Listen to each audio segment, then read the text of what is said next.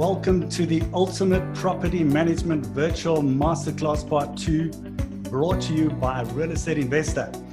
Today's masterclass is officially sponsored by We Connect You, developers of intelligent property management software to enable you to scale and deliver more value to your clients. We are focusing on body corporates and homeowner association managers. So we know that property management is an important factor in owning and investing in property today. Trustees, directors, owners, and landlords are demanding greater value from property professionals. They require more transparent and relevant reporting, tech-enabled workflows, and online portals for increased convenience. So today we're speaking about online meetings, sectional title meetings, and I will mention homeowners associations. I think it's important to note, and from what Dani said, that when you're wanting to run a business, and a truly good and successful business, you need to problem solve on a consistent basis. It's not what you do occasionally, it's what you do every day. So I think the online meeting space has seen a number of managing agents that I know becoming quite disillusioned. It's like almost a hassle. Oh no, now we've got an online meeting, so we don't only have to collect their levies and assist them with this and assist them with Poppy and assist them with that. Now we've also got to assist them with technology. Well, I think we need to stop viewing things like that. And I think we need to get excited about it and say, well, this is a huge opportunity for us to get into this space and to distinguish ourselves and to make things happen and to make things work for our clients. So we need to be much, much more animated and to convey that kind of thing to the clients. So we're talking online meetings. We can say that it's also virtual meetings. And today we're going to talk about the legalities. We're going to talk about the benefits, the downside, voting, proxies, and the chairman's conduct at these kind of meetings as well. But first, let's interrogate a little bit the annual general meeting and the legality of the annual general meeting, how it all works. Managing agents actually from NAMA, the National Association of Managing Agents, asked me to put something together for their notice board, talking about meetings and annual general meetings. Are there any other innovative ways of having annual general meetings? Can you do it by round robin? Now with COVID and with the pandemic, how are we going to go about dealing with these meetings? And there are actually only 3 legal ways to have an AGM. So let's start off with that. And the first one is it's an in-person meeting. A collective gathering is still necessary because you need to convey and disseminate information. We need to create dialogue. We need to have that one-on-one personal, interaction with people. It is really important, but at the same time, you've got your regulations. We are on amended regulation stage 2 now of COVID, so you can't have really big meetings. They will be sort of stopped at certain times, so you're going to have to look at other ways, and that's why our legislators almost had some sort of premonition a couple of years ago in drafting legislation, which is pretty much up to date. And that legislation now is in terms of Management Rule 17.2. The second way that you can hold a meeting is you can say the body corporate is not obliged to hold an annual general meeting at all if before 1 month of the end of the financial year, all members in writing waive the right to the meeting and consent in writing to motions that deal with all items of business that must be transacted at the general meeting. So that's one way of holding the annual general meeting, as long as you get everybody to consent to waiving that meeting and everyone to consent to signing all those motions that go with the AGM agenda, which is very specifically set out, as all our managers will know, in the Sectional Title Schemes Management Act. So that's the second way that you can do it. The third way, and this is where I say that the legislators had a premonition, the third way is in terms of Management Rule 17.10. So here's our statute setting out exactly how you can have a meeting. And what it says is that a body corporate may make arrangements for attendance at an annual or special general meeting by telephone or any other method, if the method is, 1, accessible to all members and other persons entitled to attend the meeting, and permits all persons participating in the meeting to communicate with each other during the meeting, and permits the chairperson to confirm with reasonable certainty the identity of the participants. So if all those things are in place, you can have online virtual meetings. So we use Zoom, for example, we use Microsoft Teams, and all of us have become sort of semi-experts in trying to navigate these waters and calling everybody, and can you hear me, and are you muted, and aren't you muted? It's been a good journey, quite fun, and sometimes rather challenging. So we can do that. The difficulty, and we've said Management Rule 1711 says, a person who attends a meeting as provided under Sub-Rule 10 is considered present in person at the meeting. So if you, on your Zoom link from London, you're considered present at your annual or special general meeting.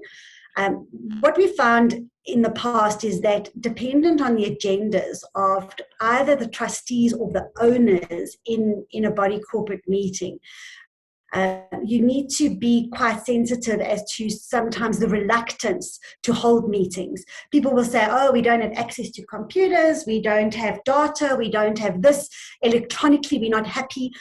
And already what I found, I asked one of my colleagues here at BBM Attorneys, I asked her, well, what do you guys do in your sectional title scheme? How do you deal with online meetings? Do you have them or whatever?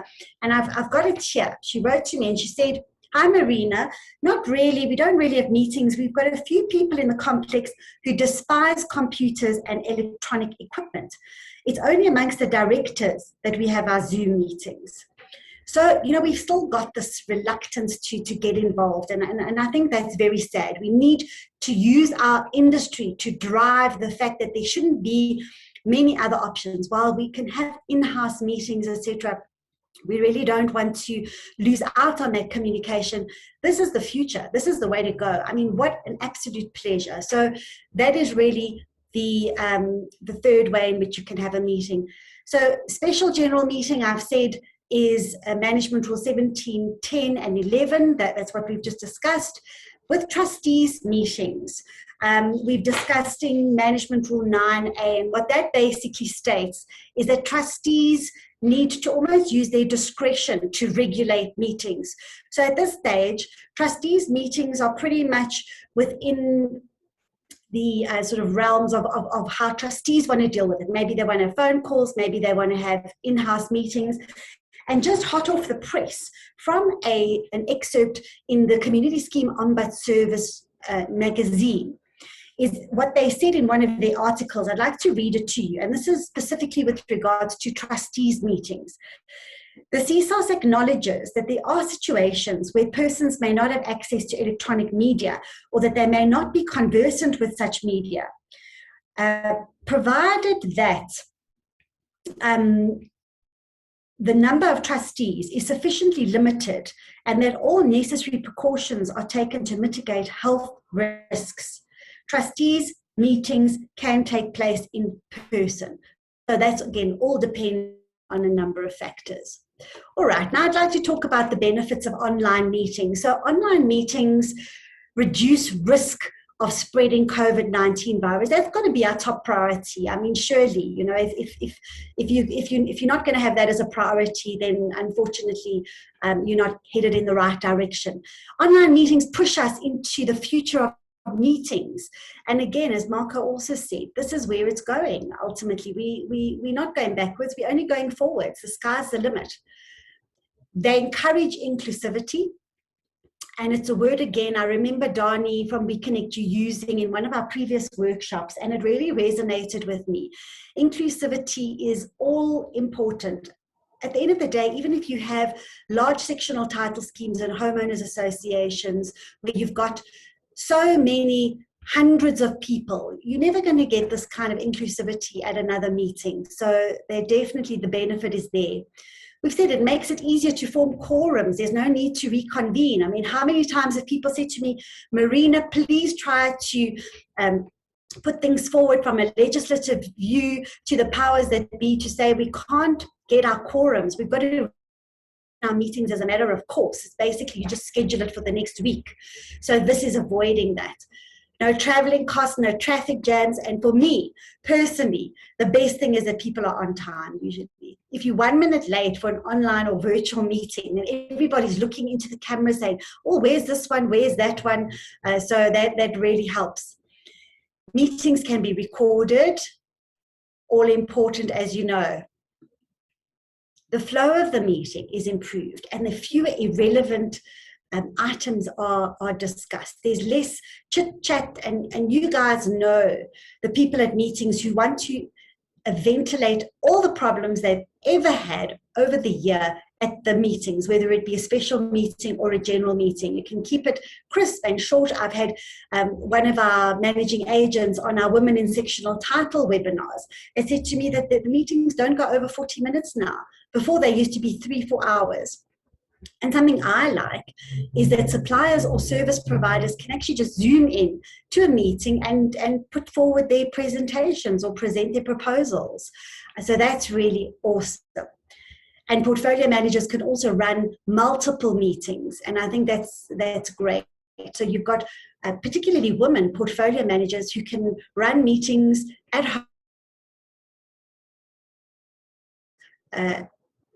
What a win. I mean, ultimately, that's why managing agents have a high turnover often of portfolio managers, because they simply can't go up and down all over the country with these meetings. The downside of online meetings, lack of access to computers, to internet, but there I would really encourage people to say, well, at the end of the day, why don't you look at doing hybrid meetings? So meetings where people share in one unit, there might be 3 people. One person's got access to the computer and the rest are just sitting socially distanced around that person. There's really, for me, there's no excuse. I think it's pretty feeble for people to say, oh, well, we can't have electronic meetings, we're just not geared. I think it's time to get geared. Of course, load shedding. I mean, even today we've got our issues with load shedding, and it's just another obstacle, but nothing we can't get over. Data costs negligible, really. Connectivity problems can be a problem with legal compliance. So, for example, you form a quorum at the very beginning of are disconnected for some reason, and you've got to take out a few people at online. What do you do about that? Well, ultimately, you need to know that Management Rule 19 of the Sectional Title Schemes Management Act says that you can only transact or make decisions when there's a quorum present. So your quorum, it wouldn't be legally valid if you had been disconnected. Of course, the downside is also that online meetings can be used as a tool to restrict discussion. And we'll talk about that when we talk about the chairperson and how they need to control a meeting. So, it's pretty much, you can't debate maybe as vociferously as you would have liked to if you were in an online meeting. But for me, that's not actually a bad thing. Couple of suggestions over the last few weeks from all our managing agent clients and people that we've been speaking to as owners or trustees. Practice your meetings, practice online meetings. That is really something to look at, because if you do, you'll be far readier when the time comes. Get people prepared. So send out schedules, send out packs, send out how to schedule. It's an opportunity for people to learn how to use Zoom. It's an opportunity for you to put branding on these type of things when you send it out. So you as the managing agents are the first people who've actually sent this out and are showing an interest in other people learning about technology.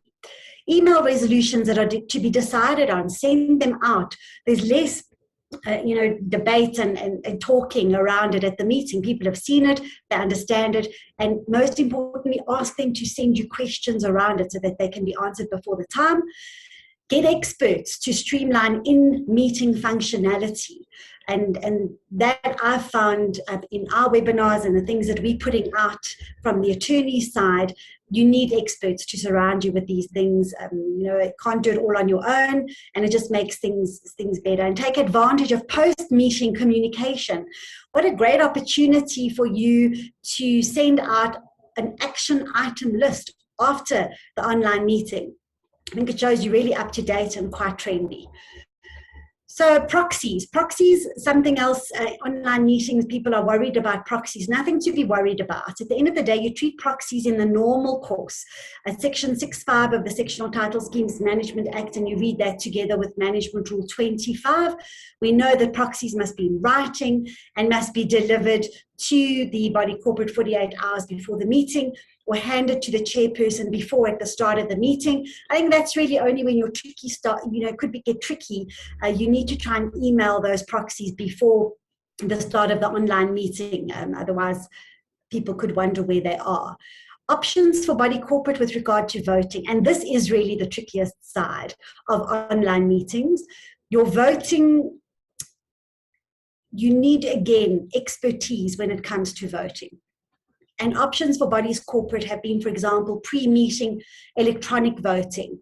And that's taken off, certainly in South Africa. You must remember, we've got plenty of companies offering voting software, and I think We Connect You are certainly great in that regard.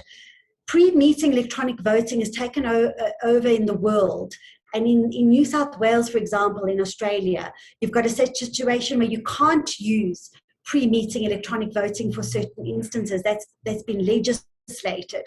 In South Africa, we haven't done the legislation, created it yet for electronic voting.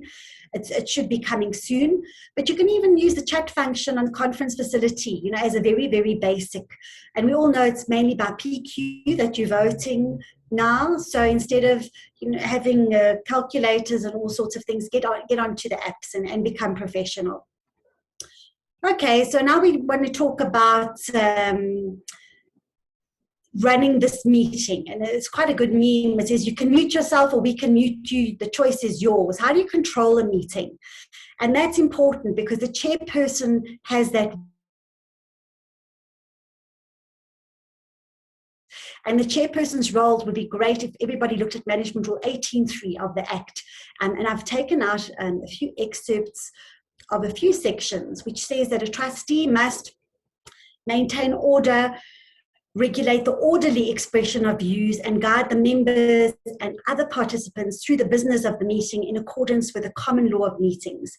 They must act fairly, impartially, and courteously to all members and others entitled to attend the meeting, and they must ensure that all members and other persons entitled to speak are able to express their views without unnecessary disturbance or interruptions, and they must settle disputes by giving rulings on points of order. Well, that really cuts out any chair people who want to mute everybody. And I'm sure if you haven't heard of this, then I'd be surprised, because many of my chair people would say, well, it's so lovely running these meetings because I just mute everyone and we just say what we have to say and then people vote. Well, you're not obviously allowed to do that. It's very tricky to do that. Before I go on to the future of online meetings and where everything's going, I'd like to just mention, for those of you that run homeowners associations, where do homeowners associations fit into this whole picture? Well, they're run by the Companies Act. I've always said, and I'll say it again, clumsy and awkward vehicle to run a property company or a property like an estate. But the homeowners associations are governed in general by the Companies Act. They have a memorandum of incorporation. If the memorandum of incorporation disallows online meetings, then you're not allowed to run online meetings. But that could then be in conflict with our national legislation. So my advice to you would be to look at the MOI and to amend MOIs to almost poach a couple of the sectional title bits and pieces of legislation to streamline online meetings in homeowners associations. Also, from an international point of view, I'd like to just add that Marco is correct when he says there are a lot of innovations and exciting things that they do overseas. I'd also like to say, though, that South Africa is very far ahead in many, many ways, particularly with, for example, our Ombud service, where we've managed to finance an entire service. Also, we've managed to legislate with regard to electronic meetings earlier than a lot of countries, like, for example, Singapore and even Australia have done, with them scrambling in the COVID-19 pandemic to put in bylaws and to get in rules and regulations for electronic meetings. So very, very good to South Africa for doing those things. So the future, where's the future leading when we talk about virtual or online meetings? Well, 5G networks are going to redefine our connectivity quality with regard to stability and substantially increased speeds improving, and connectivity to become a thing of the past. And virtual and augmented reality have already hit our consumer markets.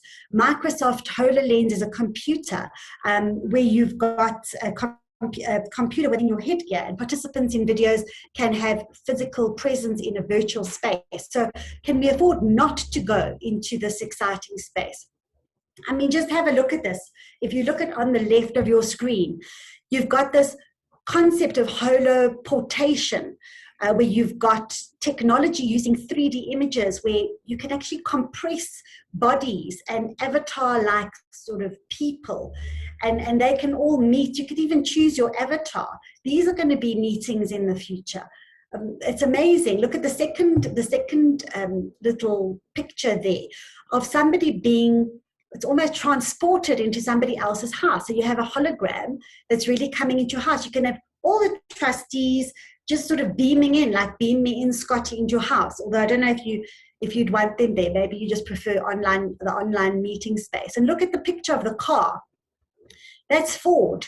Ford love this kind of technology with holograms, and they've worked with Microsoft. So basically they create overlays, and they create management, and they create all sorts of really innovative collaborations by utilizing holograms. And I think these things can be utilized in our space. I mean, if you look at that headgear, and if you think of those people in this image as trustees, those trustees are going to be able to put up a hologram of an extension in a sectional title scheme, so they can see whether or not they like the extension.